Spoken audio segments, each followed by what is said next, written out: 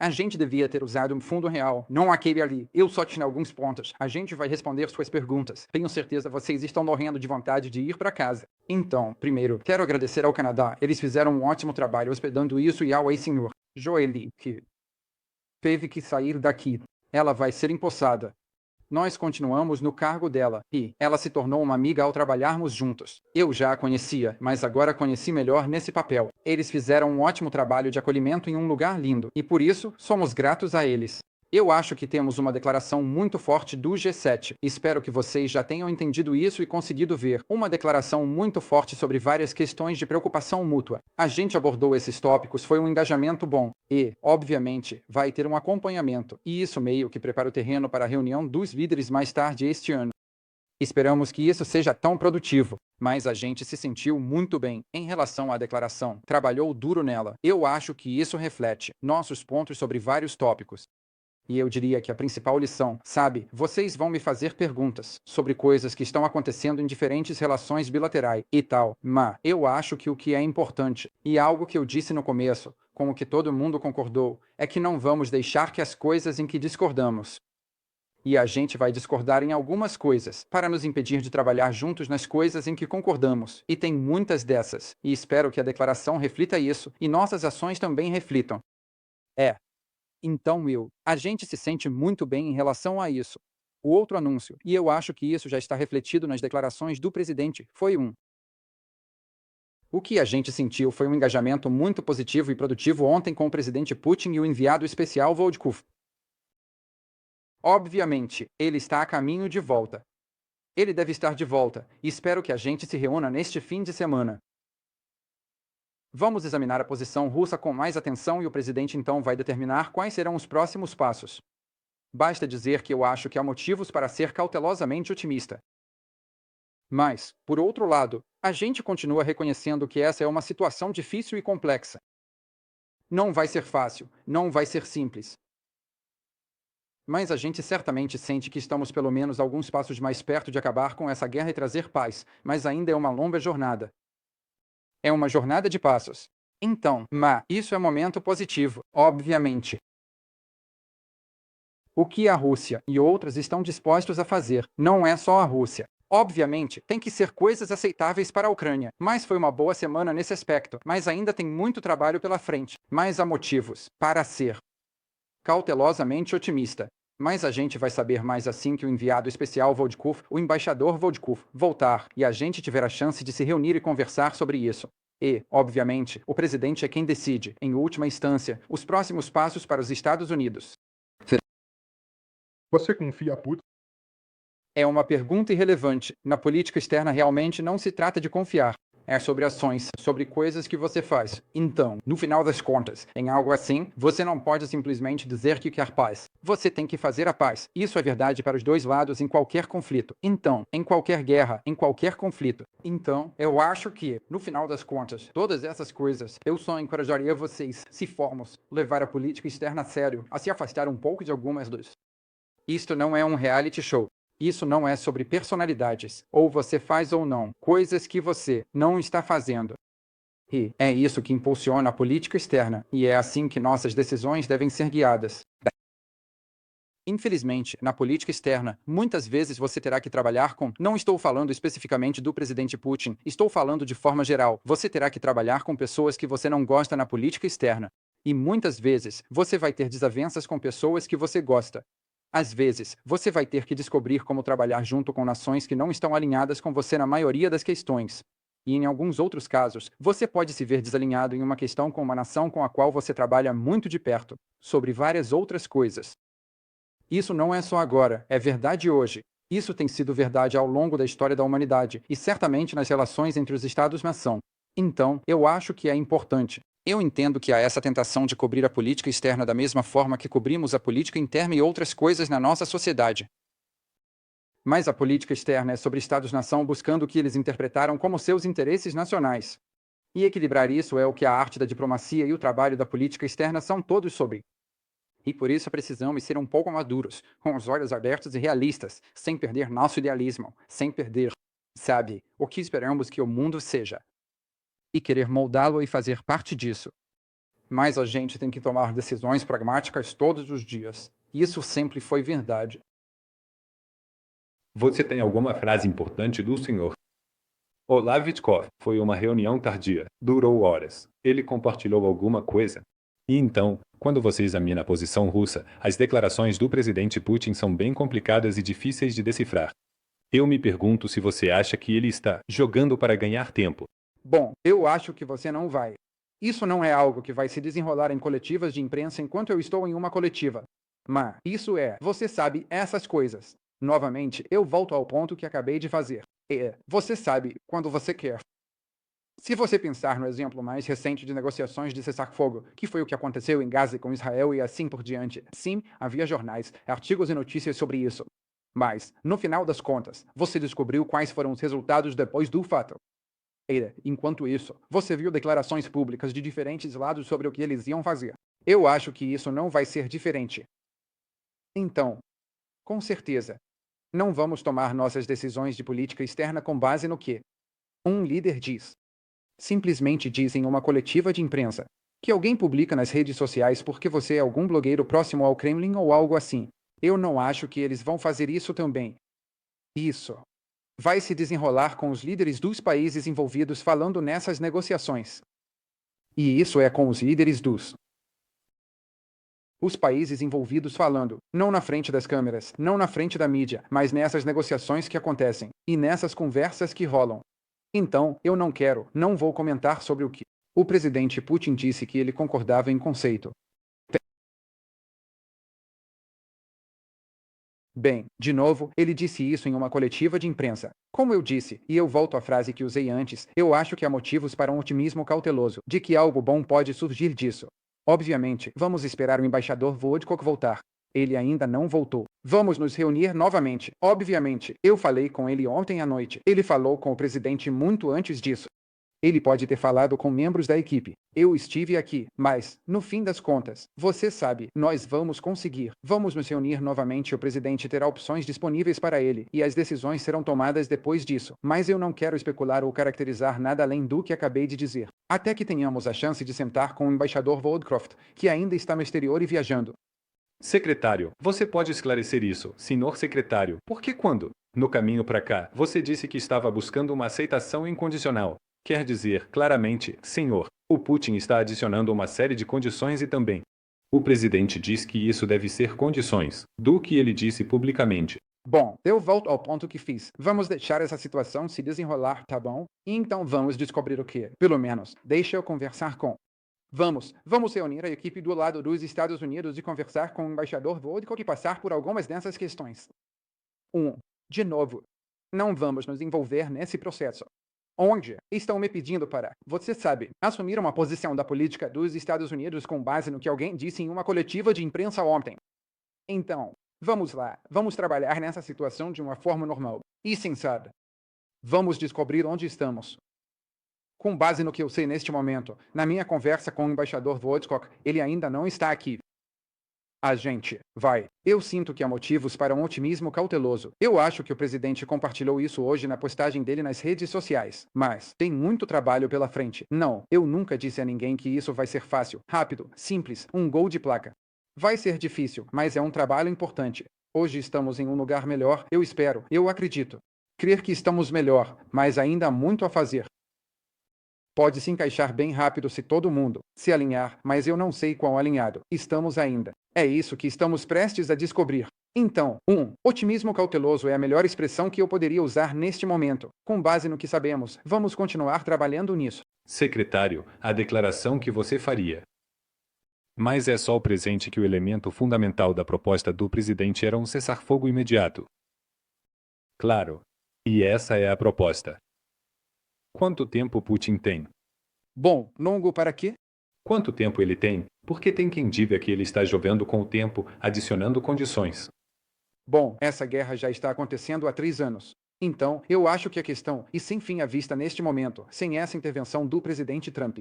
Então, eu acho que a questão é. Sabe, a questão fundamental realmente não é quanto tempo. Eu acho que a questão é: estamos realmente avançando para um cessar-fogo ou isso é uma tática de atraso? Eu não vou responder a isso porque não consigo caracterizar isso para você agora. Eu acho que vamos saber mais cedo do que tarde. E muito disso vai depender da conversa que o embaixador Woodcroft teve ontem e de outros fatores que estão em jogo. Mas ainda não chegamos lá, mas vamos chegar. A gente quer que seja. O presidente queria que fosse ontem e antes de ontem. Mas com certeza estamos pelo menos falando sobre paz pela primeira vez em 3 anos. Agora vamos ter que descobrir quão perto estamos de verdade. E isso vai levar um tempo. E, você sabe, Woodcroft ainda não está aqui. Então, aqui se referindo aos Estados Unidos. A declaração conjunta diz que há uma necessidade de arranjos de segurança robustos e incríveis para a Ucrânia. Como você definiria isso, com base nas suas conversas aqui no G7? Bom, isso vai ser decidido pelas negociações. Aqui está o que eu quero incentivar todo mundo a fazer: bifurcar duas coisas. O cessar-fogo e as condições para que todos parem de atirar uns nos outros. O que vai ser necessário para que todos parem de atirar uns nos outros? E então, passando para uma mesa de negociações para resolver a guerra de uma vez por todas. 2 processos separados. O primeiro processo é: o que precisamos de ambos os lados para parar de atirar e de lutar? Para que vocês possam chegar a uma mesa de negociações. Essa é a segunda fase. Como parte dessa segunda fase, obviamente haverá. Todo país no mundo tem o direito à segurança, tem o direito de se defender, tem o direito de proteger seu território. Isso vai ter que fazer parte dessa conversa. E isso vai ter que envolver não apenas as opiniões dos Estados Unidos, mas também de outros países que estão envolvidos. Eu repeti isso várias e várias vezes. A União Europeia impôs sanções significativas à Federação Russa e a indivíduos dentro da Rússia. Então, eles terão que ser consultados e precisam estar envolvidos nesse processo e assim por diante. Então, não vamos predeterminar ou começar e colocar tudo à frente de si mesmo aqui. O processo Duque. O que significa segurança a longo prazo para a Ucrânia? Isso vai ser algo com o qual a Ucrânia obviamente terá que concordar. E isso terá que ser trabalhado como parte dessa segunda fase. Mas não podemos chegar à segunda fase até passarmos pela primeira fase. Achamos que é muito difícil negociar uma paz e segurança duradouras no meio de uma guerra total. Então, temos que tentar diminuir isso para que seja possível avançar para a fase 2 disso. Secretário, a declaração que você emitiu há pouco também observa aqui. O G7 discutiu maneiras de impor custos à Rússia, caso isso se torne necessário, para incluir limites nos preços do petróleo, apoio adicional para a Ucrânia usando ativos soberanos russos confiscados. Havia, mas disse que discutiu sobre eles. Vocês não concordaram com eles? Há algum acordo dentro do G7 sobre essas medidas específicas? Apenas o que eles deveriam ser, em que ordem e o que poderia acioná-los. E por que vocês discutiram isso, se estão tão cautelosamente otimistas? Bom, primeiro, eles foram levantados já que os europeus têm seu próprio conjunto de sanções novas que gostariam de impor. E com certeza, os Estados Unidos não são membros da UE. Nós não temos voto na UE. E então, o que quer que eles determinem e decidam fazer, sabe? A gente não pode controlar isso. Eles nos pedem nossa opinião. A gente vai dar. Sim, foi discutido. Sobre as sanções dos Estados Unidos. No que diz respeito às sanções, o presidente deixou claro. O presidente, em 2 ocasiões na semana passada, lembrou a todos que os Estados Unidos têm essas opções disponíveis, mas ele não quer fazer isso agora, porque ele está na esperança de atrair pessoas, de ambos os lados, para um processo onde possamos negociar a paz. E vou deixar assim. Na verdade, não há nada a acrescentar a isso neste momento. Sim. Um momento. A integridade territorial, que tem estado em grande parte ausente em vários estados dos Estados Unidos, desde 20 de janeiro. O que te levou a assinar? Para atacar lá. Mas eu não. Mudança política. Os Estados Unidos nunca disseram isso. A Rússia. Eu nunca ouvi o presidente Trump dizer que a Rússia tem o direito de tomar toda a Ucrânia e fazer o que quiser lá. Então isso não é inconsistente com essa afirmação. Isso é separado da questão que enfrentamos hoje. E isso é que, como está hoje, há uma guerra acontecendo que não tem uma solução militar. Nem a Rússia nem a Ucrânia conseguem alcançar seus objetivos militares maximalistas. A única maneira de acabar com essa guerra é por meio de um processo de negociações. Negociações, seja nos negócios, no comércio ou na geopolítica, envolvem que ambos os lados cedam algo, que ambos façam concessões. Isso é só óbvio. Não estou dizendo, não acho que isso deva ser uma espécie de declaração que faz notícia. Essa é a realidade de qualquer conversa que exista para acabar com guerras, tem que haver algum nível de concessões. Quais serão essas concessões ainda está por ser visto. Isso vai ter que ser parte da negociação. Mas não. Vai ser útil entrar nessas negociações, fazer declarações generalizadas que podem dar uma desculpa para um lado ou outro não participar disso. Devemos discutir isso. No fim, ambos os lados, independente do resultado, vão ter que concordar com isso. Isso é verdade para qualquer negociação quando você está tentando acabar com uma guerra. Só uma rápida, Eric. Só uma rápida, Eric. Estou com você. Reality show e personalidades. A Ucrânia ou qualquer outra coisa, a propósito. Seu chefe tem, digamos, uma postura bem forte. E eu estou me perguntando, à luz disso e dos comentários repetidos dele sobre o Canadá se tornar, ou deveria ser, o 51º estado, toda a situação das tarifas, que se intensificou enquanto estávamos a caminho daqui, depois do seu grande anúncio em Jeddah. Isso complicou suas discussões de alguma forma? Com o ministro das Relações Exteriores, o Canadá não foi um tópico. Não estava na agenda. Eu disse que não discutiríamos. As tarifas eram. Vou explicar as tarifas. Isso é importante para todo mundo entender. Isso continua sendo caracterizado como um movimento hostil contra nossos aliados. Essas são tarifas globais sobre aço, alumínio, automóveis e semicondutores. E, na verdade, o presidente afirmou isso. E então, em abril, a intenção de impor tarifas, assumindo que o estudo volte e assim por diante. Mas o que eles discutiram é uma tarifa recíproca global. Entenda o que isso significa. Isso significa basicamente que o que um país nos cobra, é isso que vamos cobrar deles. O objetivo que o presidente deixou bem claro é que ele quer redefinir a base do comércio internacional, que ele acredita, e eu concordo, ser injusta para os Estados Unidos. Isso não é uma manobra hostil contra o Japão, a Alemanha ou qualquer outra pessoa. Isso é sobre equilíbrio e justiça no comércio. Então ele quer redefinir a base. E uma vez que essa base seja redefinida, então, você pode entrar em negociações bilaterais com países individuais sobre mudanças que podem ser feitas no nosso comércio bilateral, para que seja justo para ambos os lados.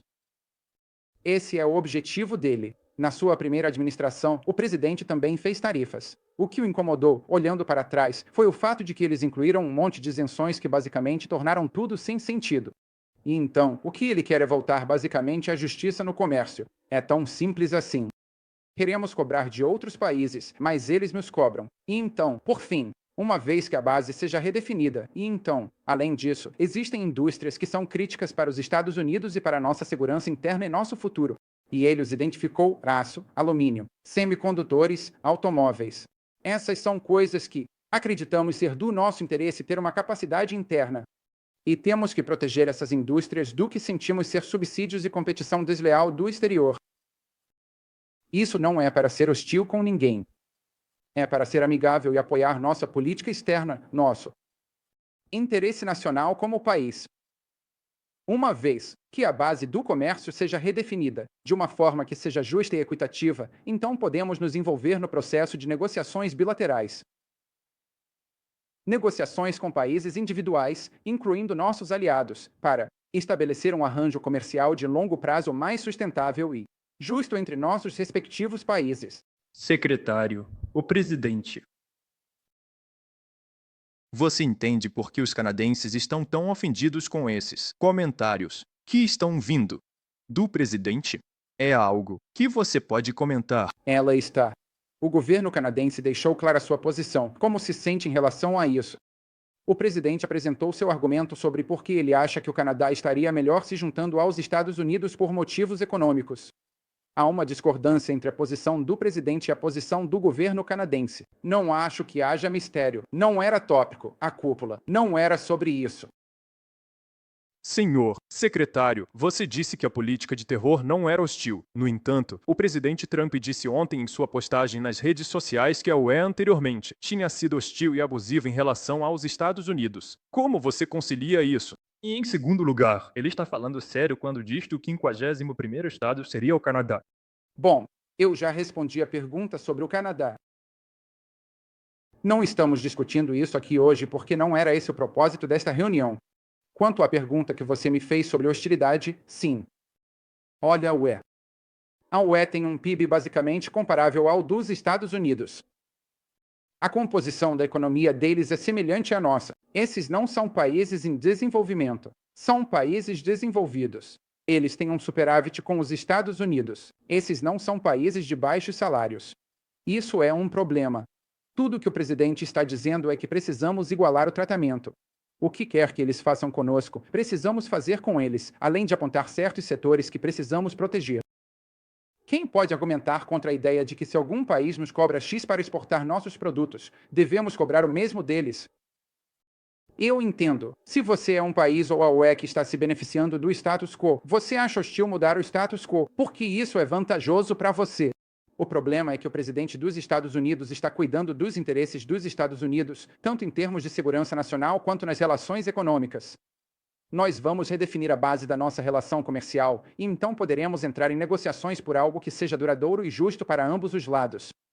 É isso que o presidente busca fazer, e é isso que começa redefinindo, de uma maneira recíproca, a quantidade de tarifas que cobramos uns dos outros em nossas relações comerciais. Secretário, se eu puder complementar, senhor.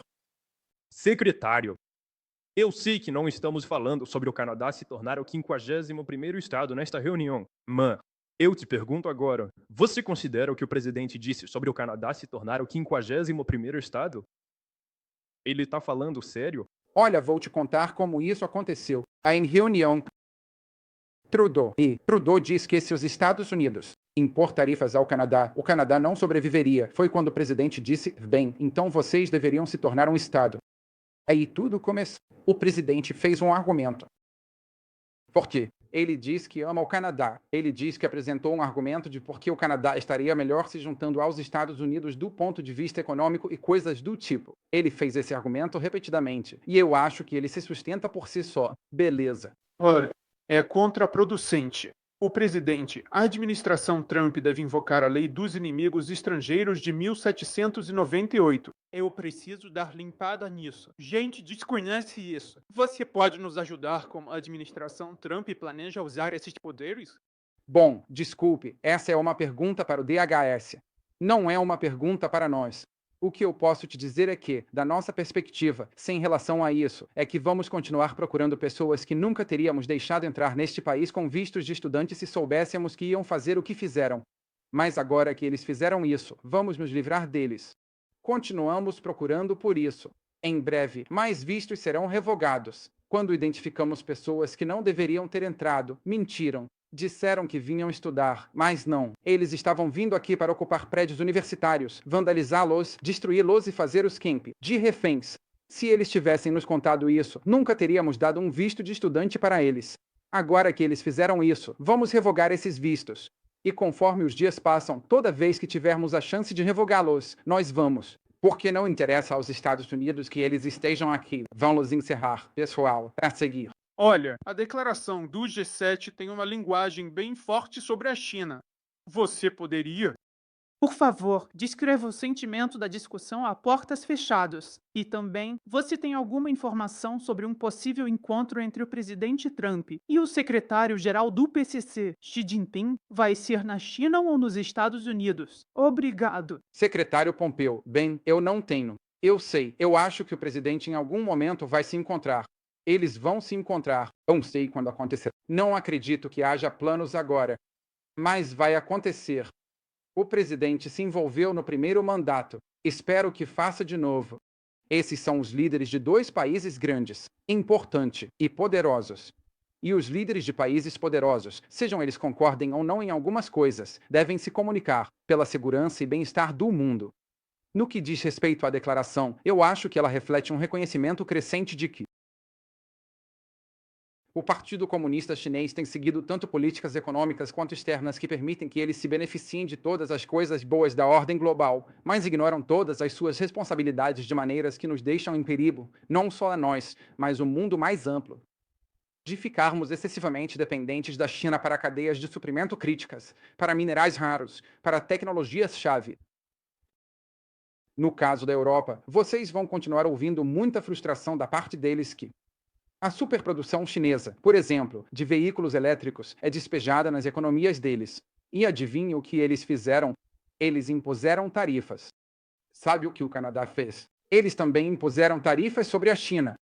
Porque é isso que os países fazem quando sentem que estão sendo tratados de forma injusta no comércio.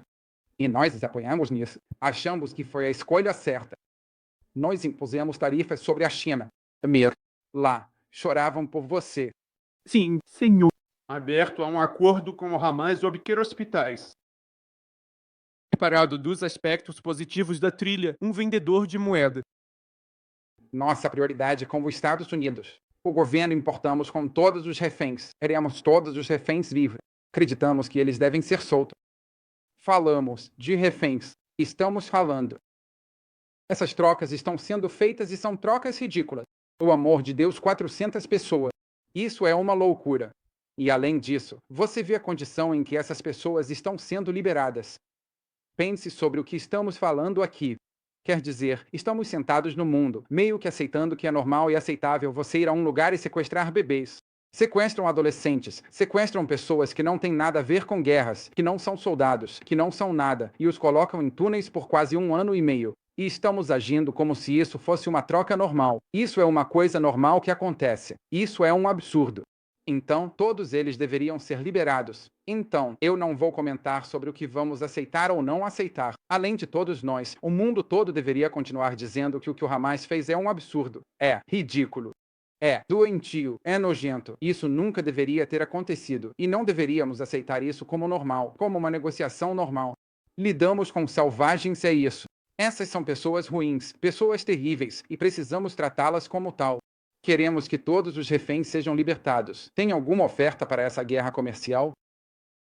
Houve um relatório que foi solicitado pelo Departamento de Estado como uma das primeiras ordens executivas pedindo que fossem identificados os países que tinham uma triagem insuficiente. Esse relatório já foi enviado para a Casa Branca. Bem, não. Quer dizer, tínhamos prazo? Tenho certeza, cumprimos prazo, preciso voltar isso. Podemos dar uma resposta sobre isso. Oferta guerra comercial? Secretário? Integridade territorial. Então você disse que a Ucrânia teria que fazer concessões. Se é também. Qual é a sua descrição de território? Galera, de novo, é isso que vamos ter. Vamos lá, por favor, eu entendo, mas deixa eu colocar dessa forma. Aqui temos 2 processos. O primeiro processo é como podemos fazer os tiros pararem. Porque achamos que é muito difícil negociar a paz enquanto ainda estão atirando, com os ataques acontecendo. O que podemos fazer para parar isso, na medida do possível? Como podemos fazer com que o máximo de hostilidade possível pare? Assim, podemos chegar à fase 2 desse processo, que é negociar aquelas coisas sobre as quais você está me perguntando. Estou apenas afirmando o óbvio. Quando as pessoas se sentam para negociar e encerrar guerras, há troca de concessões. O que essa troca de concessões envolve depende das partes que estão à mesa. Não vamos predeterminar nada, mas é isso que vai ser necessário para acabar com a guerra. Se há uma saída na questão do comércio, não se trata de uma saída no comércio. Não há uma guerra comercial. Os Estados Unidos estão redefinindo suas relações comerciais globalmente, ok, e ajustando as relações globalmente para um nível de equilíbrio, para um nível de reciprocidade. E então, uma vez que isso esteja redefinido, podemos então entrar no processo de conversas bilaterais. Conversas com o Japão, com o Reino Unido, com a França, com a Alemanha, com a UE, quem quer que seja, para descobrir, ok, como podemos redefinir nossas relações comerciais para que sejam justas? Porque agora não está justo. É tão simples assim. Esse presidente afirmou isso repetidamente. E essas são as etapas que precisamos seguir para chegarmos a esse ponto. Se você fizer do outro jeito, que é vamos renegociar, por que eles iriam renegociar sua relação comercial com os Estados Unidos se o status quo fosse benéfico para eles? Por que eles iriam? Por que alguém abriria mão de algo que é bom para eles? Você tem que torná-lo justo e então pode negociar como chegamos a um lugar que seja mutuamente benéfico. Porque a parte atual disso simplesmente não é sustentável.